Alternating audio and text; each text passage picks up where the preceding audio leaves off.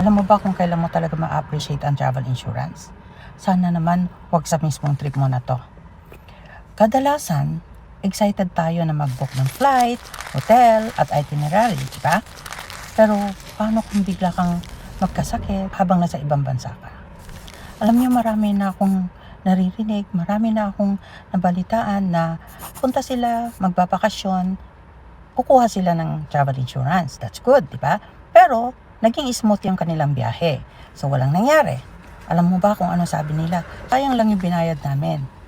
Then second, nagbiyahe uli sila, umuwi sila ng Pilipinas, hindi na lang daw sila kukuha ng travel insurance kasi sayang lang daw yung gastos. So, alam nyo ba kung ano nangyari? Habang sila ay nandoon sa bakasyon, boom, na-aksidente po sila. Almost 1,000,000 ang nagastos nila sa hospitalization. Ngayon, ang sabi, sana kung kumuha tayo ng travel insurance, wala sana itong malaking gastos na to. Sana kung doon na. Hindi natin mababago ang nangyari. Pero, pwedeng mabawasan ang stress at gastos kung maghanda ka bago ka mag-travel. Ang travel insurance isn't just another expense. It's protection for the unexpected.